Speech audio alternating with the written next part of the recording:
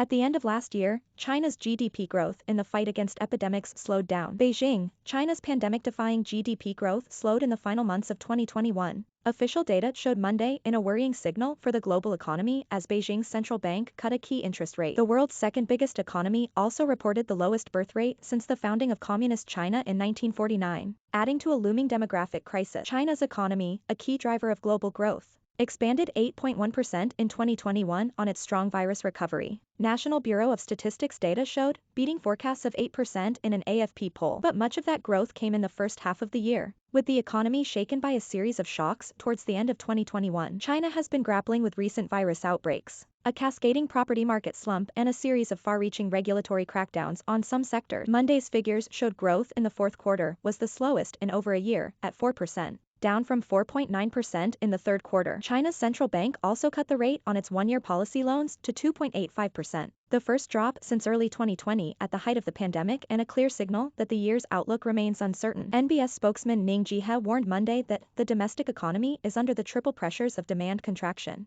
supply shock, and weakening expectation. The NBS also said the country's birth rate hit a record low at 7.52 births per 1,000 people, with analysts warning faster than expected aging could deepen economic concern. Changes to the strict one-child policy since 2016 have failed to result in a hope for baby boom, as changing mindsets and soaring costs of property make many young couples reluctant to have more than one child. China's zero-COVID policy has allowed life within its borders to largely return to normal. Its factories mostly avoided shutdowns at a time of spiraling international demand as many major economies imposed painful lockdowns and work-from-home restrictions. But its recovery in recent months was hobbled partly by a series of outbreaks as officials reimposed strict and sweeping containment measures that hit consumer demand. Beijing's drive to curb excessive debt and rampant consumer speculation also sent shockwaves through a sector which had long been a key local driver for China. Growth was dragged down by a slowdown in real estate, as well as renewed COVID outbreaks which raised restrictions in affected areas and heightened caution nationwide, which especially hurt the demand for services, said Tommy Wu of Oxford Economics. Outbreaks have been surging in recent months, albeit in small numbers by global standards. China reported its highest number of infections since March 2020 on Monday, with tens of millions of people hit by lockdowns, travel restrictions, or mass testing. Beijing has been on high alert as it prepares to host the Winter Olympics in a firm of closed loop,